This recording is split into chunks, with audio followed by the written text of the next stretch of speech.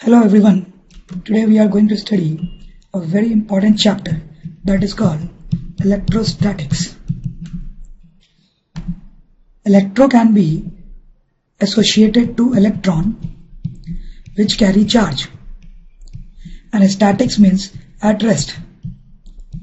So in this chapter we study about charge when it is at rest.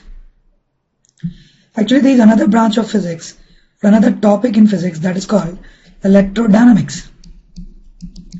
Dynamics means motion.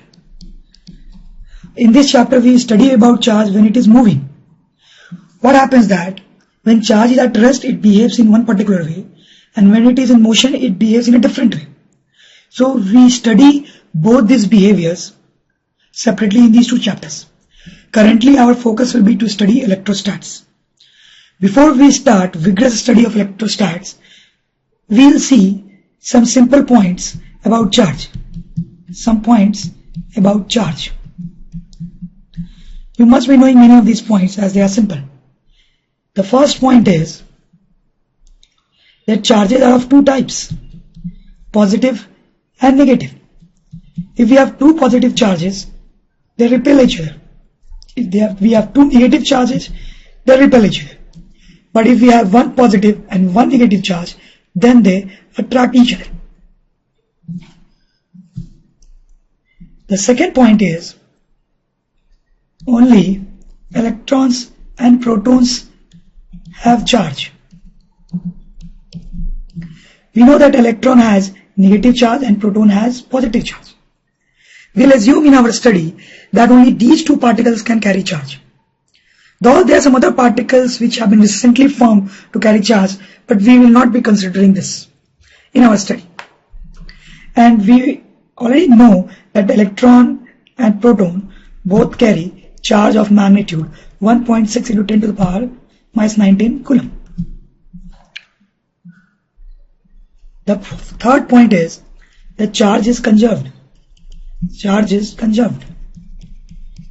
We know that protons and electrons cannot be destroyed or created. So it will mean that a total number of protons and electrons in any system will always be constant. And so the charge also must be constant. Then charge is quantized. Let's see what it means. Say I have one proton. So it will have 1.6 into 10 to the power minus 19 coulomb. If I have two protons, it will have 3.2 into 10 to the power minus 19 coulomb.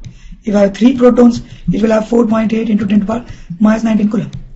Now please note that it is not possible to get a charge lesser than this number, because then we will need fractional number of protons and it is not possible to divide proton.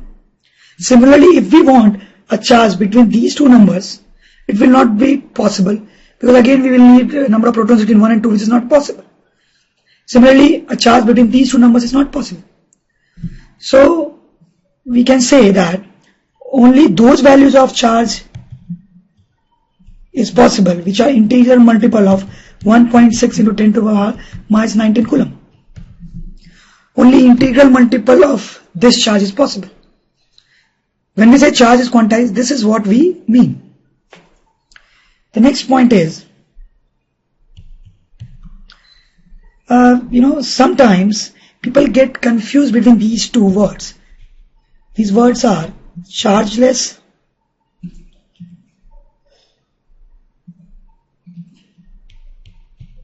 and neutral.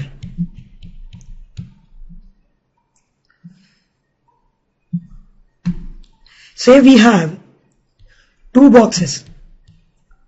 One has two neutrons, another has one negative electron and one positive proton. We can say this box is chargeless and this is neutral as well. We can say that this box is neutral, but this is actually not chargeless, because fundamentally charges are there in this box, but they add up to 0, so we are saying it neutral. Now, having studied about charge, we will see charging of a body. तो in general हमारे पास जो object होते हैं, कोई भी हमारे पास अगर object है, फॉर एग्जांपल अ पेन, तो वो जो है वो न्यूट्रल होगा, ठीक है।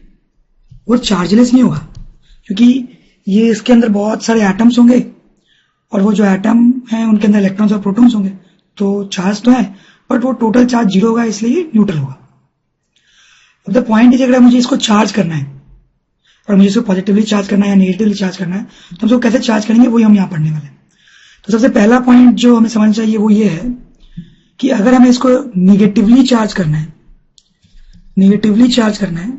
तो मुझे क्या करना पड़ेगा, इस पेन को इलेक्ट्रॉन्स देने पड़ेंगे। तो इसमें नंबर ऑफ इलेक्ट्रॉन्स ज्यादा हो जाएंगे नंबर ऑफ प्रोटॉन्स से, तो ये नेगेटिवली चार्ज हो जाएगा। अगर मुझे इसे पॉजिटिवली चार्ज करना है तो क्या मुझे इसको प्रोटॉन्स देने पड़ेंगे? नो। तो उस टाइम में क्या करूंगा, इसे इलेक्ट्रॉन्स निकाल लूंगा। इलेक्ट्रॉन्स निकालने से नंबर ऑफ प्रोटॉन्स जो है वो नंबर ऑफ इलेक्ट्रॉन्स से ज्यादा हो जाएंगे, तो इस पे नेट चार्ज पॉजिटिव हो जाएगा। जनरली प्रोटॉन्स न्यूक्लियस के अंदर जो होते हैं उनको इमोबाइल माना जाता है, तो इसलिए प्रोटॉन्स का ट्रांसफर इज ऑलमोस्ट इम्पॉसिबल। तो अगर हमें पॉजिटिवली चार्ज करना हो या नेगेटिवली चार्ज करना हो, दोनों ही केस में जो एक्सचेंज होगा वो इलेक्ट्रॉन्स का होगा। नेगेटिव चार्ज करने के लिए हम इलेक्ट्रॉन देंगे और पॉजिटिवली चार्ज करने के लिए हम इलेक्ट्रॉन निकालेंगे। So this is first important concept. Now अब ये इलेक्ट्रॉन हम कैसे देंगे और कैसे निकालेंगे, that is also not that simple. ऐसा तो है नहीं कि इलेक्ट्रॉन रखा हुआ है और हमने पेन के अंदर डाल दिया या पेन के अंदर से इलेक्ट्रॉन्स पकड़ के निकाल दें। तो उसके लिए एक प्रॉपर मेथड होता है। we'll see what is that method, but before that we'll see what are conductors and what are insulators. ये शायद आपको पता भी हो, but still we'll see what is the basic difference between these two. उसके help से हम समझ पाएंगे कि उनको चार्ज कैसे किया जाता है। तो सपोज करो कि हमारे पास कोई भी ऑब्जेक्ट है, तो उसके अंदर बहुत सारे एटम्स होंगे। किसी भी एक एटम को पे हम कंसंट्रेट करें तो सेंटर पे पॉजिटिव चार्ज होगा और उसके अराउंड इलेक्ट्रॉन्स, एक या बहुत ज्यादा इलेक्ट्रॉन्स ऑर्बिट्स में घूम रहे होंगे। और ये जो इलेक्ट्रॉन और प्रोटॉन होते हैं एटम में, उनके बीच में अट्रैक्शन फोर्स होता है। इस अट्रैक्शन फोर्स के कारण इलेक्ट्रॉन ऑर्बिट में ही घूमता रहता है। अब क्या होता है कि इसमें यहाँ पे जो कंडक्टर्स होते हैं, कंडक्टर्स में ये अट्रैक्शन फोर्स बहुत वीक होता है, जिसके कारण इलेक्ट्रॉन जो है वो फ्री होके आराम से घूम सकता है, वो ऑर्बिट से बाहर निकल जाता है। लेकिन जो इंसुलेटर है, इंसुलेटर में ये अट्रैक्शन फोर्स बहुत ज्यादा होता है, जिसके कारण ये इलेक्ट्रॉन बाहर नहीं निकल सकता है। तो हम ऐसा बोलते हैं कि कंडक्टर में जो इलेक्ट्रॉन है वो फ्री है और इंसुलेटर में जो इलेक्ट्रॉन है वो बाउंड है। ये जो डिफरेंस है कंडक्टर और इंसुलेटर में, ये उनके बीच का सबसे इंपॉर्टेंट डिफरेंस होता है, जिसके कारण उनके बीच में बाकी डिफरेंसेस भी आते हैं। अब इस डिफरेंस के कारण क्या होता है, इन दोनों को चार्ज करने का तरीका अलग हो जाता है। मतलब एक कंडक्टर ऑब्जेक्ट है तो उसको अलग तरीके से चार्ज करना पड़ता है, और एक इंसुलेटर ऑब्जेक्ट है तो उसको अलग तरीके से चार्ज करना पड़ता है। So that is what we are going to see. तो let's write down charging of conductors.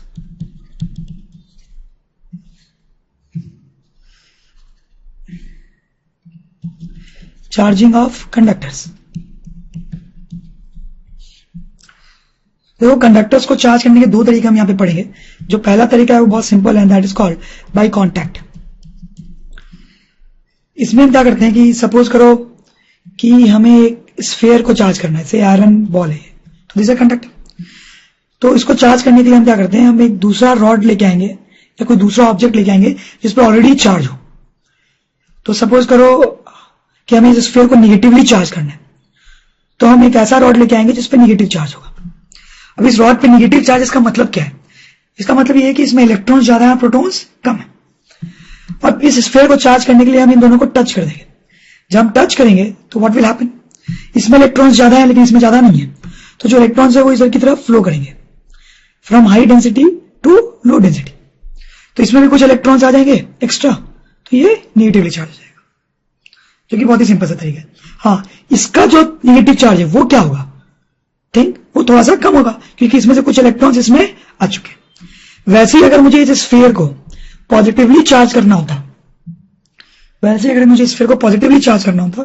तो अब मैं क्या करता, अब मैं एक पॉजिटिवली चार्ज रॉड लेके आता। अब ये रॉड पॉजिटिवली चार्ज है, इसका क्या मतलब है कि इसमें इलेक्ट्रॉन्स जो हैं वो कम है और प्रोटॉन्स ज्यादा है, इसे नेट चार्ज पॉजिटिव।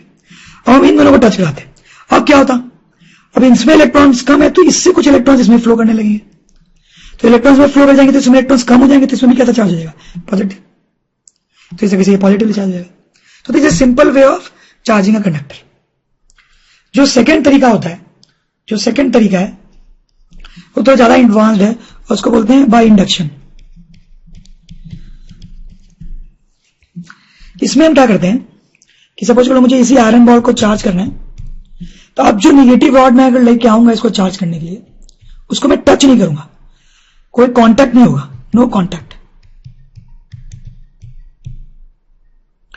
इसको मैं टच नहीं करूंगा, इसको मैं दूर ही रखूंगा। अब दूर रखने से क्या होगा कि इस आयरन बॉल के अंदर इलेक्ट्रॉन्स है फ्री, जो कि वो मूव कर सकते हैं, जैसा कि अभी हमने यहां पे देखा। तो ये फ्री इलेक्ट्रॉन जो हैं वो इस नेगेटिव चार्ज से रिपेल होंगे और वो दूर चले जाएंगे, तो यहां नेगेटिव चार्ज आ जाएगा, और क्योंकि इलेक्ट्रॉन यहां से रिपेल होकर इधर आ गए तो यहां पे पॉजिटिव चार्ज हो जाएगा। सो देखा जाए तो in some sense this iron ball has got charge, क्योंकि इस पार्ट में नेगेटिव चार्ज है और इस पार्ट पे पॉजिटिव चार्ज है। But this is not very useful, क्योंकि अगर हम इस रॉड को दूर ले जाएंगे तो क्या होगा, ये नेगेटिव पॉजिटिव चार्ज वापस से मिक्स हो जाएंगे और ये वापस से न्यूट्रल हो जाएगा। तो ये जो चार्जिंग हुई थी वो सिर्फ टेम्पररी थी, तो ये उतना यूजफुल नहीं है। तो इसको प्रॉपर तरीके से चार्ज करने के लिए, परमानेंटली चार्ज करने के लिए हम क्या कर सकते हैं कि हम अब एक नहीं बल्कि 2 आयरन बॉल्स लेंगे, उन दोनों को कांटेक्ट में रखेंगे ऐसे, 2 आयरन बॉल्स। हम वापस से उस नेगेटिवली चार्ज रॉड को पास लेके आएंगे। अब क्या होगा, इन दोनों के जो इसमें जो इलेक्ट्रॉन्स होंगे वो इससे रिपेल होकर इस स्फीयर में चले जाएंगे थोड़े से, तो इसमें पॉजिटिव चार्ज आ जाएगा। नाउ व्हाट विल डू कि हम इसको दूर ले जाएंगे और इस स्फीयर को भी दूर ले जाएंगे साइमल्टेनियसली, एक ही टाइम पे इस रॉड को भी दूर ले जाएंगे और इस स्फीयर को भी। तब क्या होगा, मेरे पास यही स्फीयर बचेगा और इसे पॉजिटिव चार्ज होगा। अब ये इस नेगेटिव चार्ज के साथ मिक्स नहीं हो सकता, तो I will have this iron ball as positively charge. At the same time ये जो आयरन बॉल दूर ले जाया गया होगा उस पर नेगेटिव चार्ज आ जाएगा, तो मेरे पास एक पॉजिटिवली चार्ज आयरन बॉल हो गया और एक नेगेटिवली चार्ज आयरन बॉल हो गया। This is called charging by induction. इसमें हम कॉन्टैक्ट, इन दोनों में डिफरेंस क्या है कि बाय कॉन्टैक्ट वाले में हम जिस रॉड से चार्ज करते हैं उसको टच करते हैं, लेकिन इसमें हम उस रॉड को टच नहीं करते। सो that is the basic difference between these two methods. अब द पॉइंट इज कि are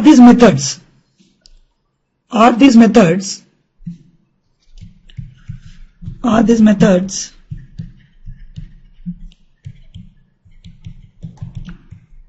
applicable for insulators? This is a small question for us. तो हमने पहले ही हेडिंग लिखी थी चार्जिंग बाय कंडक्टर्स, तो इसका क्या मतलब है कि क्या ये मेथड इंसुलेटर के एप्लीकेबल नहीं है? So the answer is not applicable.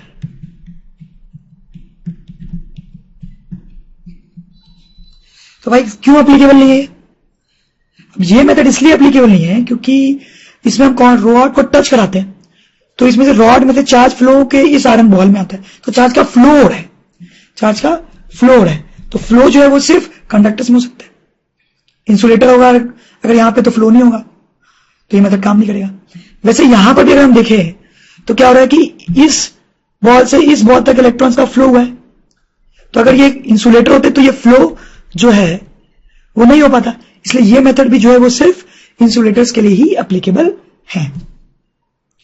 I mean to से कि ये मेथड सिर्फ कंडक्टर्स के लिए ही एप्लीकेबल है।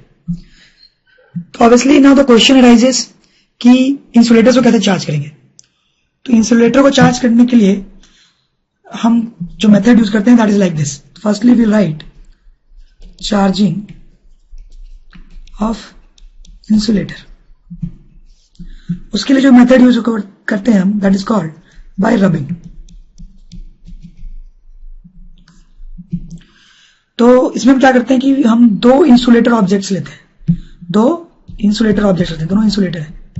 अब इन दोनों को आपस में हम रब करते हैं, यहाँ पे आपस में रब करेंगे। रब करने पे क्या होता है, इसके सरफेस पे जो इलेक्ट्रॉन्स हैं उनमें से कुछ इलेक्ट्रॉन जंप होकर इधर आ जाते हैं, इसके सरफेस के कुछ इलेक्ट्रॉन्स रब करने पे जंप होकर इधर आते हैं, तो ये जो है वो निगेटिवली चार्ज हो गया क्योंकि इसमें इलेक्ट्रॉन बढ़ गए, और ये जो है वो पॉजिटिवली चार्ज हो गया। So this is a simple method by rubbing. अब इसमें ये सवाल पैदा होता है कि इलेक्ट्रॉन इसमें से इसमें क्यों आया, इसमें से इसमें क्यों नहीं गया। तो there is something called electron affinity. तो इन दोनों में से किसी एक की इलेक्ट्रॉन एफिनिटी ज्यादा होगी। तो अगर इसकी इलेक्ट्रॉन एफिनिटी ज्यादा है तो इसका मतलब ये इलेक्ट्रॉन छीन लेगा और ये नेगेटिव चार्ज हो जाएगा और ये पॉजिटिव। तो यहां पे एक छोटा सा क्वेश्चन है अपने लिए कि अगर हम दो ऑब्जेक्ट्स सेम मटेरियल के लिए, सेम मटेरियल, तो क्या इनको रब करने से ये दोनों चार्ज हो जाएंगे? नहीं होंगे। नो। वाई? क्योंकि ये दोनों सेम मटेरियल के हैं तो इनकी इलेक्ट्रॉन एफिनिटी भी क्या होगी? Same electron affinity. तो दोनों की इलेक्ट्रॉन एफिनिटी सेम है तो कोई किसी से इलेक्ट्रॉन छीन नहीं पाएगा और कोई भी चार्जिंग नहीं हो पाएगी। So these are the methods for charging conductor और फॉर चार्जिंग इंसुलेटर। और भी बहुत सारे मेथड्स होते हैं, ये और कॉम्प्लिकेटेड होते हैं और जिस लेवल पे हम पढ़ना चाह रहे हैं उस लेवल पे वो मेथड्स पढ़ने की हमें कोई भी जरूरत नहीं है। ओके, जब हम ये पढ़ चुके हैं कि किसी ऑब्जेक्ट को चार्ज कैसे करते हैं, तो अब हम एक डिवाइस के बारे में पढ़ेंगे, दैट इज कॉल्ड इलेक्ट्रोस्कोप। ये जो डिवाइस है ये क्या करता है कि अगर हमारे पास कोई ऑब्जेक्ट है और हमें पता करना है कि उस पर चार्ज है या नहीं है, और अगर है भी तो वो पॉजिटिव है या निगेटिव, तो वो हम कैसे पता कर सकते हैं? तो वो इस डिवाइस के हेल्प से होगा। तो सबसे पहले हम देखेंगे कि इस डिवाइस का स्ट्रक्चर क्या है। तो इस डिवाइस में एक बॉटल होती है जो कि ग्लास की बनी होती है। ग्लास की इसलिए ताकि ये ट्रांसपेरेंट हो और हमें दिखाई दे कि अंदर क्या हो रहा है इसके। यहाँ पे एक रॉड होती है जो कि मेटल की बनी होती है क्योंकि ये कंडक्टिंग होना चाहिए। और यहाँ पे दो पतले पतले मेटल के प्लेट्स होते हैं, ये भी कंडक्टिंग होने चाहिए इसलिए मेटल्स के होते हैं।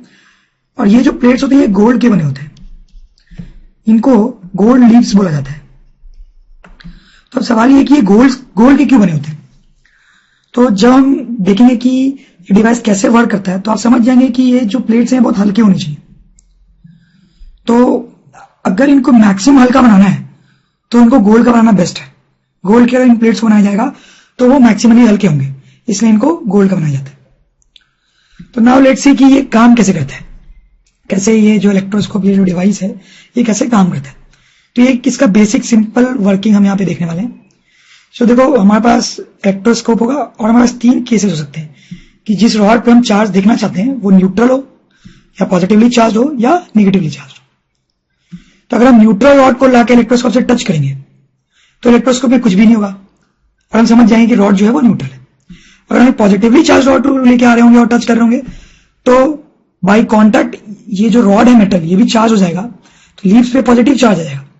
तो ये लीव्स एक दूसरे को रिपेल करेंगे कुछ इस तरीके से और जिस कारण ये दूर हो जाएंगे, तो हमें पता चल जाएगा कि इस रॉड में कुछ चार्ज था। अब अगर हम निगेटिवली चार्ज रॉड लेके आएंगे और इसको टच करेंगे तो भी ये रॉड चार्ज हो जाएगी और दोनों लीव्स पे निगेटिव चार्ज हो जाएंगे और ये दोनों एक दूसरे को रिपेल करेंगे, तो भी ये लीव्स दूर हो जाएंगे और हमें पता चल जाएगा कि ये जो रॉड लाए थे हम उस पर चार्ज था। तो आप देख सकते हैं यहाँ पे हमें पता चल जाएगा कि जो रॉड आया था वो चार्ज नहीं था या फिर चार्ज था। बट इसमें एक प्रॉब्लम है कि पॉजिटिवली चार्ज हो या निगेटिव चार्ज हो, दोनों केस में सेम फिनोमेना होता है, तो हमें ये नहीं पता चलेगा कि चार्ज पॉजिटिव है या फिर निगेटिव है। हाँ, ये पता चल जाएगा कि वो चार्ज है या फिर नहीं है। तो इस प्रॉब्लम को दूर करने के लिए हम दूसरा मेथड यूज करते हैं इस इलेक्ट्रोस्कोप के साथ। उस दूसरे मेथड में जो इलेक्ट्रोस्कोप होता है हमारे पास उसको हम पहले से ही चार्ज कर लेते हैं। उसको हम पहले से ही पॉजिटिवली चार्ज भी कर सकते हैं और निगेटिवली। सपोज करो कि हमने उसको पॉजिटिवली चार्ज कर लिया और हमारे पास फिर से तीन केस हो सकते हैं कि जो रॉड है वो बिल्कुल चार्ज ना हो, पॉजिटिवली चार्ज हो या निगेटिव चार्ज हो। अब जो है हम रॉड को पास लाते हैं, टच नहीं करते हैं। पहले वाले केस में हम टच कर रहे थे, हम रॉड को टच नहीं करते, बस पास लाते हैं। तो अगर हम न्यूट्रल रॉड को पास लाएंगे तो इसमें कुछ भी नहीं होगा, हम समझ जाएंगे कि जो रॉड है वो न्यूट्रल था। अगर हम पॉजिटिवली चार्ज को पास लेके आएंगे, टच नहीं करेंगे, तो इंडक्शन के कारण क्या होगा कि जो पॉजिटिवली चार्ज यहाँ पे थे वो रिपेल होकर नीचे चले जाएंगे